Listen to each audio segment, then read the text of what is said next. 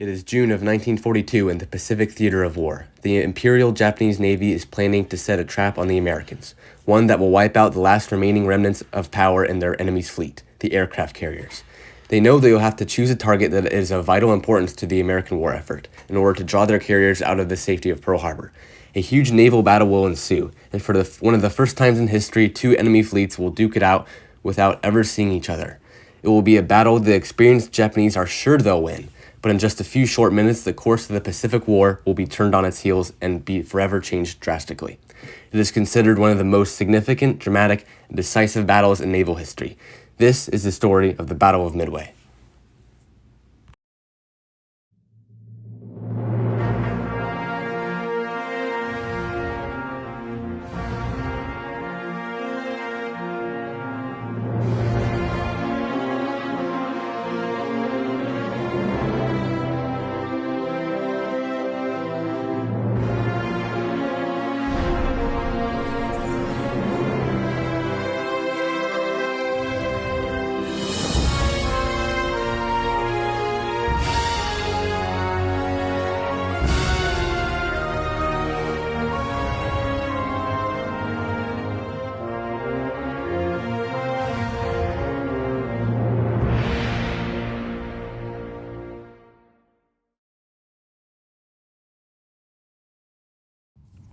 In late May of 1942, the American Navy is still reeling from the catastrophe at Pearl Harbor. The only ships in their arsenal that have a significant fighting power and also pose a threat to the Japanese is the four aircraft carriers left: USS Lexington, Yorktown, Hornet, and Enterprise. Fortunately, they are not present at the Pearl Harbor attack based on sheer luck. Instead, they are out at sea participating in training exercises. At the same time, the new commander of the Pacific Fleet, Chester Nimitz, recognizes the importance of the carriers as they are now the only ships left in his fleet that can have a real effect on the Japanese Navy. Nimitz himself comes into command just 10 days after the attack on Pearl Harbor, replacing Admiral Husband E. Kimmel, the scapegoat of the surprise attack. He is appointed by FDR personally. He sees the damage of the surprise attack firsthand and tours the wrecked ships and installations. Morale is at an all-time low, but using his quiet, thoughtful leadership, demanding respect rather than fear or glory, Nimitz searches for a way to turn the U.S. Navy's mindset back around. He wants to hit the Japanese back, to make them feel what it's like to be knocked down. He is searching for any opportunity he can utilize his carriers and deal a significant blow to the Japanese Navy. Meanwhile, across the ocean, another man recognizes the importance of the American carriers. Admiral of the combined Japanese fleets, Isoroku Yamamoto feels he has missed a huge opportunity in dealing with the U.S. Navy. His attack on Pearl Harbor, an idea he was mostly responsible for, was a success in every area except one. By sheer luck, the American carriers were not in port that day. They were off on training exercises while the absolute carnage of the sneak attack was playing out. Yamamoto knows that the only real American threat that faces him right now is their remaining aircraft carriers. A man ahead of his time, Yamamoto believed that naval air power would become the main striking principle of any fleet. No longer would the battleship be the powerhouse of a country's navy. No longer would the ship with the biggest guns and heaviest armor win. Battleships were severely limited by their speed and range of their guns. The best battleships of World War II had a range of 20 to 23 miles, whereas the carrier's airplanes could strike at a range of 300 to 400 miles. Yamamoto recognizes that the aircraft carrier is now the most effective and lethal ship in a Navy's arsenal, and continuously searches and asks for a plan to finish the American ones off. He repeatedly asks the Japanese Naval Ministry, but it's to no avail. But perhaps he is too far ahead of his time. The Emperor and Japanese Ministry is more concerned with what the Army is currently doing, conquering the new lands in and near American territory, such as the Philippines or, more importantly, the Dutch East Indies. They simply don't see the American Navy, specifically the carriers, as a significant threat at the moment. But then, on April 18, 1942, Yamamoto receives his wish to show the importance of the American carriers. 16 B-25 bombers take off from the American carrier USS Hornet, 650 miles off of mainland Japan. The Army bombers strike various targets in various cities, such as Nagoya, Yokohama, and Tokyo. One of the B-25s is spotted to have flown directly over the Emperor's palace. Though the raid causes little physical damage, it wreaks havoc on the Japanese psyche. Understanding that those bombers had to be launched from a carrier, now Yamamoto has all the support he has been asking for to destroy the last notable American force. To his surprise, the Japanese commander is quick to learn that there may be an opportunity to knock out half of the American carriers even before his next operation. At the Battle of the Coral Sea, the Americans send two of their carriers down to counter his forces from invading Port Moresby. While the Japanese lose a light aircraft carrier, it is evident that they have already sunk two of the American ones. Both Lexington and Yorktown appear to be destroyed and sink to the bottom of the Pacific. Yamamoto is both elated and surprised that the Americans have already lost 2 out of the 4 of their carriers in the Pacific before his operation is even crafted. However, he realizes that a knockout blow still needs to be delivered on the last 2 American carriers, and that he will need to draw them out from the safety of Pearl Harbor. He needs a target, something that holds value in America's strategic arsenal. The island of Midway is selected. Midway is seemingly no more than a mound of sand with an airstrip on it. It is in the middle of the boundless Pacific Ocean. Not even 2.5 square miles in area, the atoll serves as a refueling station and forward airbase the U.S. can launch their planes from. It is vital in the fact that it is really one of the last American airfields and outposts in the Pacific. If the small garrison on Midway is threatened by a land force supported by a sizable naval one, perhaps the U.S. will respond with a valuable force of their own, including the remaining carriers. Yamamoto knows that this will be one of the few shots he has to completely wipe out the U.S. Navy. As a former student of Harvard University and a naval attaché in Washington, D.C., he sees the true industrial might of the U.S., the endless rows of oil fields and the cityscapes of factories. He also knows how Americans think, how they act. He even speaks fluent English. This is a man who is not ignorant of his enemy and their capabilities. It is true that Yamamoto and his fleet delivered a significant strike to the U.S. fleet, and that his enemy was currently very vulnerable now. But they won't be for long. America's war industry is only just beginning to ramp up production, and once they're at full capacity, the Japanese cannot possibly hope to keep pace. For instance, Japan can build and put out 1 to maybe 2 carriers a year if they are lucky. America is constructing a new one every month. Yamamoto knows that the time to deliver the final knockout blow is now. The plan is a risky one, but the Admiral has a huge appetite for risk as a passionate gambler. It was all centered around the Kido Butai, meaning mobile force in Japanese. It would consist of a few destroyers, 2 light cruisers, and 4 of the Japanese fleet carriers. The most powerful and efficient force the Imperial Japanese Navy has, the Kido Butai has already established its fame, being the force to strike Pearl Harbor. The force is led by one of Yamamoto's most senior admirals, Chuichi Nagumo. Nagumo is often criticized by his subordinates and superiors alike. He is stubborn, indecisive, and slow to make decisions, relying too much on the input from his staff. Nagumo bases his actions by the book and is inflexible to a battle plan changing. Commanding arguably the most powerful aircraft carrier force in the world, he doesn't have any prior experience in naval aviation. He gets the job based on seniority. It is said that Nagumo really doesn't have the best feel about how this completely new type of long-distance naval warfare works. His second-in-command, Tamon Yamaguchi, does. While Nagumo controls all of the Kido Butai, Yamaguchi commands 2 carriers out of the 4. The Kido Butai will be the main gauntlet of the Japanese naval force in the battle. The whole plan is built to revolve around the fact of striking with this carrier force at the 2 American carriers left in the Pacific. Japanese carriers Kaga, Akagi, Soryu, and Huryu will verse the USS Enterprise and Hornet.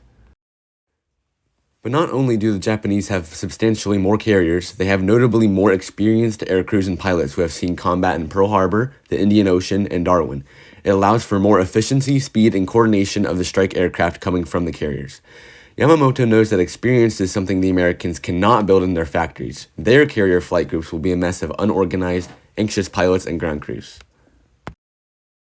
The attack on Midway will theoretically begin with a morning airstrike on the atoll, neutralizing its airfields, aircraft, and the small marine garrison defending it. Next, the carriers will support the Midway invasion force of transports and other support ships led by Vice Admiral Nobutake Kondo coming in from behind them. It is thought that the atoll will be taken quickly, as most of the American defense has likely already been destroyed. Then, Nagumo and his carriers will pivot slightly to the east, focusing on the most important target, the responding American carriers.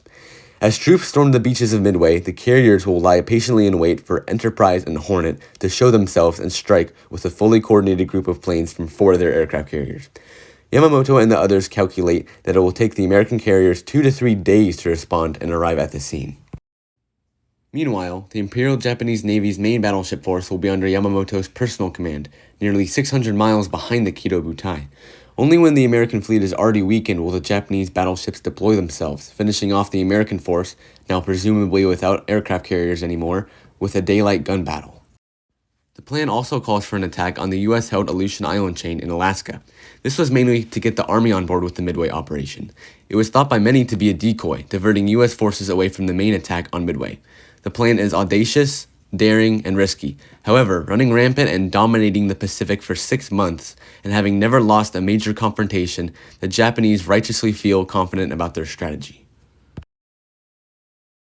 Unbeknownst to the Japanese, however, the Americans are watching their every move. Across the ocean in Hawaii, codebreakers of Station Hypo work around the clock, deciphering the coded Japanese transmissions. The Japanese naval code, designated JN-25, has been broken by the Americans, and the Oriental enemy has no idea. Still, it is not a significant amount of information. Station Hypo is only decoding and reading about 10% of the messages. Nevertheless, the code breakers, using context clues and logics from the small number of transmissions they can read, see that the Imperial Japanese Navy's next target is an island designated AF. Based on geographical process of elimination, this idea is turned down by believes that AF specifically is by Chief of Naval Operations Ernest King. He needs definitive proof that AF is Midway, not a guess.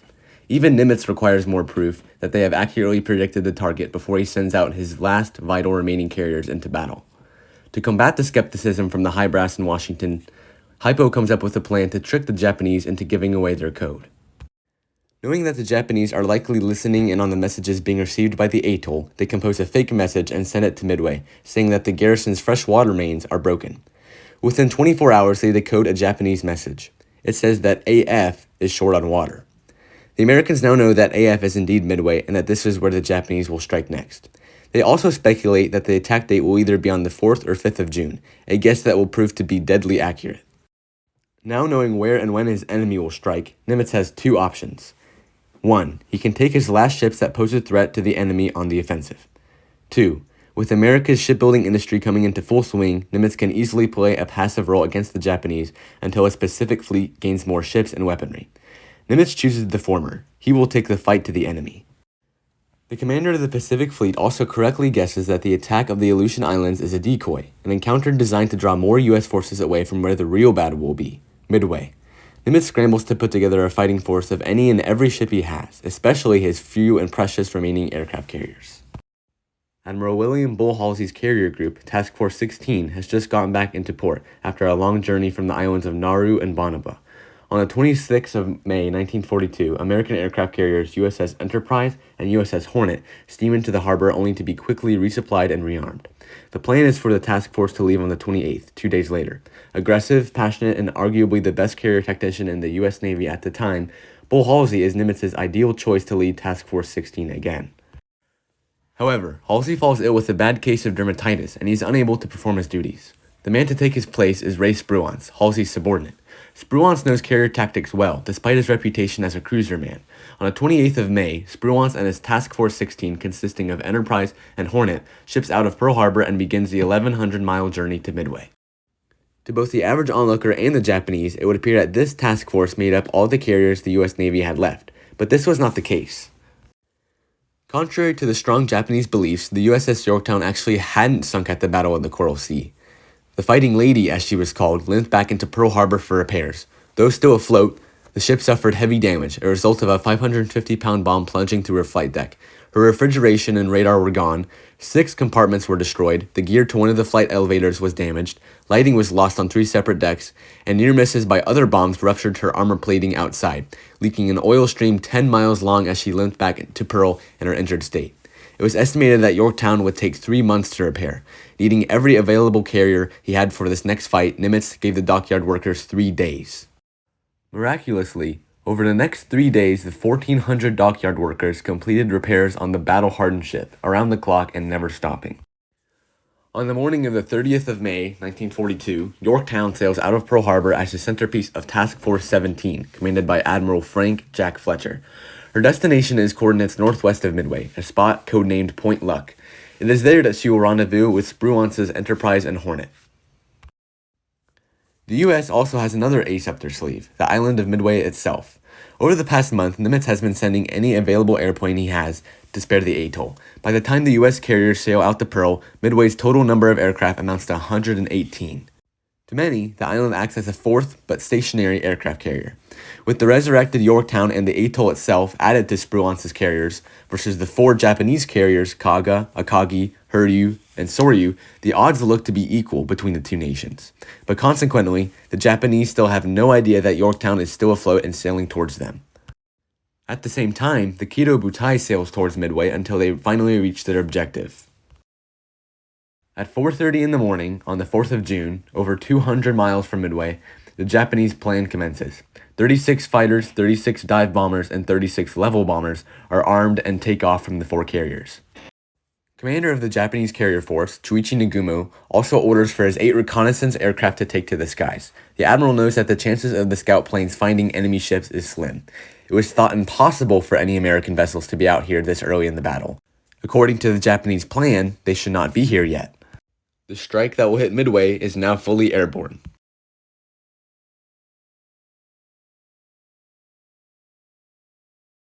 Shortly thereafter, an American PBY scout plane from Midway spots the Kido Butai at 5:34. It also spots a massive wave of Japanese planes headed straight for the atoll. Midway's radar picks up the same thing, and the fighters on the airfields are scrambled to intercept. The US aircraft, however determined they might be, are just too outdated and outclassed by the infamous Japanese A6M0 fighter plane. 15 American fighters are swept out of the sky. They put up a valiant fight, but it is not enough to stop the onslaught on the small American outpost. On the ground, the small defending Marine garrison can do little to prevent Midway from being pummeled with bombs. The strike leader, Joichi Tominaga, reports back to his carrier force with the fact that a considerable amount of damage has been done to Midway. But there is one strange observation he notices.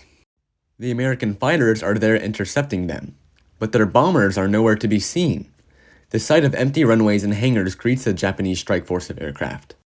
Between 7:10 and 8:20, the Japanese carrier fleet is relentlessly attacked by naval and torpedo bombers such as the SBD Dauntless and the SB-2U, as well as heavy and high-altitude Army bombers, a flight of B-17s and B-26s.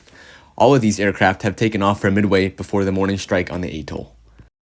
With novice pilots at the controls and outdated aircraft, the naval and marine dive and torpedo bombers launched from Midway's airfields are easily repelled by the Japanese fighters and AA batteries. No hits are achieved on any ships. Meanwhile, high above the carrier fleet, the Army high-altitude B-17s and B-26s also struggle to inflict any damage. While their bomb loads are more than sufficient to take out a fleet carrier, the time it takes for their bombs to reach their impact point is too long. The Japanese carriers turn out of the way long before the bombs, dropped from 20,000 feet, reach the water. No hits are achieved from the Army-based bombers either, as they are just too high. However, although no physical damage is done to the Kido Butai, the psychological impact is immense. Nagumo is unnerved and shaken that he has been attacked by American planes all morning. He assumes correctly that they were launched from Midway. Additionally, the strike leader from the attack, Tomonaga, is reporting that although substantial damage has been inflicted on the atoll, its runways are not completely out of commission and remains operational. The Americans are still holding out. This compels Nagumo to ready a second strike on Midway. He calls for the second half of his planes currently sitting in reserve to be armed with land-based weapons. Originally, Nagumo's reserves were armed with naval-based weapons like torpedoes or armor-piercing bombs to counter any American fleet that was suddenly spotted. But Nagumo knows that it is impossible for any American ships to already be in their striking position. According to the plan, the American Navy shouldn't appear until 2 or 3 more days. But rearming planes is a time-consuming project, one that cannot be rushed. It will take over an hour before Nagumo's planes are ready for another strike. At 7:40, half an hour into the rearming process, an ominous message reaches Nagumo. It reads, quote, "Sight what appears to be 10 enemy surface units in position bearing 10 degrees, distance 240 miles from Midway, course 150 degrees, speed over 20 knots. Nagumo is shaken to his core. He knows that within the task force spotted, there is surely an enemy aircraft carrier. It reveals the biggest mistake the Japanese ever make at Midway, underestimating the response time of the Americans. According to the Japanese plan, the US carriers simply aren't supposed to be there yet. They were never meant to show up this early. Nagumo hastily reverses his previous order. The reserve planes that were being fitted with land-based ordnance for a second strike on Midway are now being switched back to their original configuration of naval-based weapons.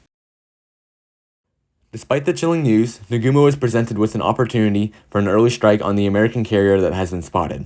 Rear Admiral Yamaguchi recommends that he launch a small number of bombers cynical from Hiryu and commander of the Kido Butai, but this goes against the Japanese naval doctrine of an early attack against the Americans. It was instead customary to launch all the available idea is mitigated by the fact that Nagumo now needs to recover his strike force returning from the attack of Midway itself. And if that wasn't enough, the fighter squadrons defending the fleet also need to land and refuel and or launch again. Between switching ordnance on aircraft, trying to land aircraft, and trying to launch aircraft, the flight decks of the Japanese carriers are in full-scale pandemonium. Due to the rush of switching ordnance, many of the weapons are left lying around instead of being placed in secure lockers where they can do no harm. This makes the Japanese carriers extremely vulnerable to attack. At the same time the Japanese are struggling to meet Nagumo's changing demands, the truth that they fail to realize is that just over 150 miles away from them, 3 American carriers are indeed already here, and they are ready to attack. At 8 o'clock in the morning, 17 dive bombers, 12 torpedo bombers, and 6 fighters take off from the resurrected USS Yorktown. The crew and pilots of Yorktown have combat and flight operations experience from their previous encounter with the enemy at the Battle of the Coral Sea, the battle in which she was damaged. The flight operations on deck and launching of the aircraft go relatively smoothly and organized, but the same cannot be said for Spruance's Task Force 16. Unlike their Coral Sea counterpart, both Enterprise and Hornet have never seen a battle in which they have had to launch a full strike of aircraft. They don't have nearly as much combat experience as Yorktown does. The consequence proves to be disastrous for the Americans. The flight operations on both decks are filled with disorganization, confusion, and uncertainty.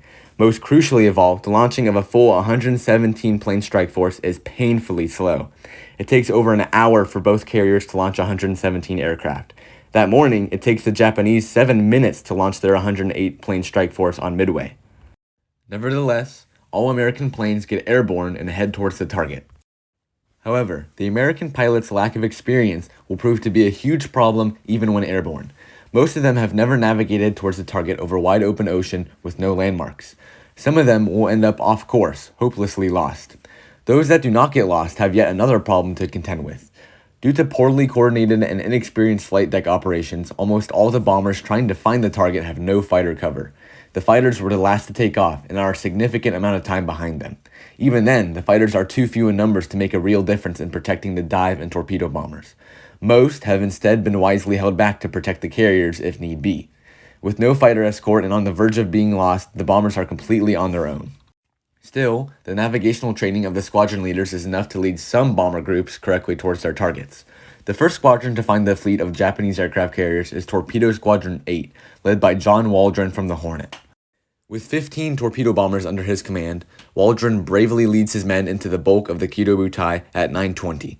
The planes will have to come in low and slow to drop their torpedo at an enemy ship, making them vulnerable and extremely easy to hit. Slow, outdated, with no fighter escort and attacking in a vulnerable position, the American torpedo bombers are sitting ducks for the Japanese-based anti-aircraft batteries or the Zeros that patrol the skies. One by one, Waldron's force is picked off. It is a massacre for the Americans. Of the 15 planes that originally go in, not even one is left flying after 20 minutes. And of the 30 men forced to go in, only one survives. Torpedo Squadron 8 manages to drop only a single torpedo in the water directed at the carrier Soryu, but it is evaded.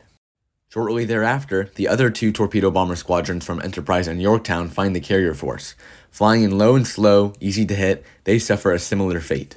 Enterprise's squadron loses 9 out of the 14 torpedo bombers, while Yorktown loses 10 out of 12. The US losses are appalling. The torpedo bombers' attack will be the greatest loss of life for the Americans at Midway. With his confidence revived and Tomonaga's Midway force recovered, Nagumo's airplanes are almost all switched in ordnance. The Japanese are close to launching a full strike on the American carriers. However, although they were a horrible loss of life, the American torpedo bomber attacks weren't completely in vain. First, they further delayed the Japanese carriers from launching a strike of their own. Second, they kept the Japanese fighter defense around the fleet at bay and caused many of them to run out of ammo or fuel, forcing them to land again. The Americans are now on their last opportunity to give a substantial blow to the Kido Butai. Now, with the torpedo bombers nearly all shot down and the fighters struggling to protect them, the fate of the battle rested with the American dive bombers. But the leader of Hornet's dive bombing squadron has made a costly mistake, leading his aircraft in the wrong direction over the vast Pacific Ocean. The planes eventually run out of fuel, and all pilots are forced to ditch into the open sea, only later to be picked up. With Hornet's squadron out of the battle, it all comes down to the squadrons of Enterprise and Yorktown. Leading 2 groups of dive bombers from Enterprise, Commander Wade McCluskey has a decision to make. He knows that he and his men are lost and desperately short on fuel. Turning back now would be the appropriate response.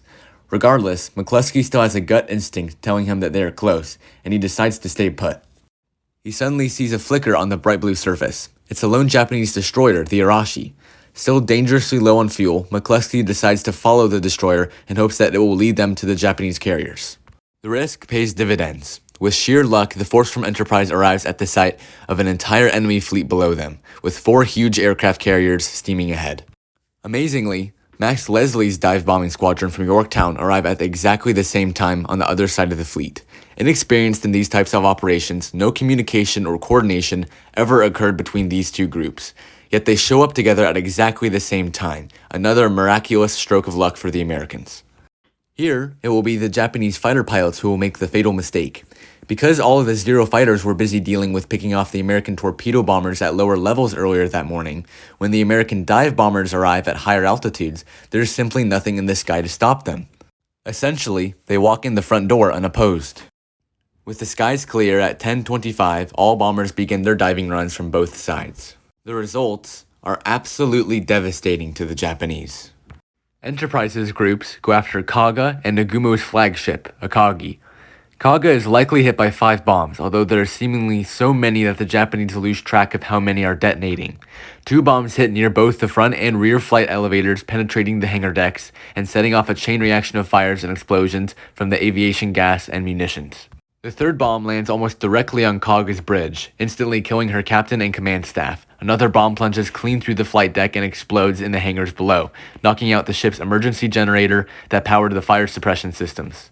Akagi, however, is only ever hit by one perfectly placed bomb. It lands near the middle of the flight elevator, falling straight into the hangar decks, detonating the aviation fuel that causes uncontrollable fires. What's worse, Akagi's main water pump has been knocked out by the same blast. The ship's crew can do nothing to stop the raging fires. Meanwhile, Soryu is attacked by Yorktown's group. The carrier receives 3 direct hits. All 3 fall into the hangar decks, and like Kaga, the airplanes inside explode in a chain reaction, crippling the ship and starting unstoppable fires. In just 6 minutes, 3/4 of the Japanese carrier force, the most powerful ships in their navy, is wiped out. Nagumo watches in complete terror as the crown jewel of the Japanese Navy is blown to kingdom come before his eyes. He is so shocked by what has happened in the previous 6 minutes he doesn't even move. When his staff asks if he is alright, he doesn't respond. Instead, the once proud commander of the Kido Butai watches the fires consume Akagi's deck through a flurry of thick black smoke. When his staff requests him to abandon ship, Nagumo only nods. With barely enough fuel, the American planes land back on their carriers. The pilots are relieved that they made it back. But both Fletcher and Spruance know that the battle isn't over yet. While Kaga, Akagi, and Soryu are devastated by the American dive bombers, the Hiryu, Vice Admiral Yamaguchi's ship, goes untouched. The Americans know that there is one more Japanese carrier out there that needs to be sunk. Meanwhile, with his superior, Nagumo, too shocked to do anything, Yamaguchi takes the battle into his own hands for the Japanese. As the last remaining carrier left in the Kido Butai, he knows that the odds are against him, and that the Hiryu has little chance of winning this battle all by herself. But Yamaguchi is determined to do his duty, serve his emperor, and obtain revenge on his western foe. He will waste no time counterattacking. At 11 o'clock, the first wave of 18 dive bombers and 6 fighters are launched from Hiryu's deck. 2.5 hours later, a second wave of aircraft take off from Hiryu. This time, the force consists of 10 torpedo bombers and 6 fighters. Both waves are directly heading for Yorktown. Fortunately for the Americans, they know that the counterattack is coming long before the Japanese planes ever reach the carrier, thanks to Yorktown's state-of-the-art radar system. Seeing the strike coming, the American carrier launches all of its fighter aircraft at the incoming first wave. They intercept most of the bombers long before they even reach the carrier, but inevitably, some still make it through. The Fighting Lady is hit with 3 bombs, one of which blows a hole in the deck and shuts down all but one of the ship's boilers, leaving her unable to move. The crew know that this durable ship has taken a beating before. It will take more than a few bombs to sink this sturdy Yorktown. Still, this damage forces Admiral Fletcher to transfer his flag to the nearby cruiser USS Astoria. The damage control teams on the American carrier start to go into overdrive, eventually getting her to move, when at 2:30, the second wave of torpedo bombers arrive. The encounter plays out very similar to the first one. The fighters are scrambled again and put up a good defense, but ultimately at the end of the day, a few bombers make it through the defensive screen. 2 torpedoes slam into Yorktown's port side, causing huge geysers of water to shoot up into the air. The scene is captured in this incredible image. The carrier loses all power, develops a 23-degree list to port, and is sitting dead in the water currently. The captain reluctantly gives the order to abandon ship. However, there is one final act of vengeance that Yorktown has in the battle. It is her scout plane that at 1:30, while she is getting attacked, spots the remaining Japanese carrier, the Hiryu. 24 dive bombers from Enterprise take off for a final counter-strike against the enemy late in the afternoon. They have no problems finding the last enemy carrier, and at 5 o'clock, the dive bombers are able to achieve 4 hits on it, leaving Hiryu crippled and ablaze. The last part of the Kido Butai, the force that has run unchecked in the Pacific since the start of the war, Japan's proudest and most powerful force in their navy, is finished. As for the USS Yorktown, she is still somehow afloat. Despite taking a bomb hit shortly before the battle and 3 bomb and 2 torpedo hits during, Yorktown refuses to sink. It defies belief for the US servicemen both on and off her. With still a huge list to port, and with no power, Fletcher plans for her to be salvaged and towed all the way back to Pearl Harbor. And for a short period of time, she was. Little do the men of Task Force 17 know, however, is that a Japanese submarine is currently stalking them with orders to finish off the crippled American carrier. On the 6th of June, 1942, 2 days after the battle and 2 years prior to the famous D-Day landings, Japanese submarine I-168 fires a spread of torpedoes, one of which hits a destroyer escorting her, while another 2 collide into the waterline of Yorktown herself. With a final stab to the gut, Yorktown is destined to sink. Everyone in the American task force knows it. But amazingly, defying belief, Yorktown remains afloat throughout the afternoon and night. It was only until 5:30 in the next morning that she rolls over and capsizes, and at 7:01, she finally slips beneath the waves. Enterprise and Hornet safely make it back to Pearl Harbor unscathed. Few give credit to how much of the brunt Yorktown took during the early days of the Pacific War, and how well she was able to take the damage she received. Hundreds of miles away from the fight, Yamamoto only learns of his force's demise late in the afternoon. The commander of the Japanese Navy is devastated and reluctantly gives the order to scuttle the 4 carriers. The destroyers of the Kido Butai, who have been working all day picking up survivors out of the water, torpedo and sink the 4 mighty warships. Yamamoto and Nagumo both know they will have to do some explaining to the Emperor. The explanation will entail how they managed to lose 4 carriers in a single day, 3 of them in just 6 minutes. It has been a costly battle for both sides. The Japanese have lost 4 aircraft carriers, 1 heavy cruiser, and 248 aircraft.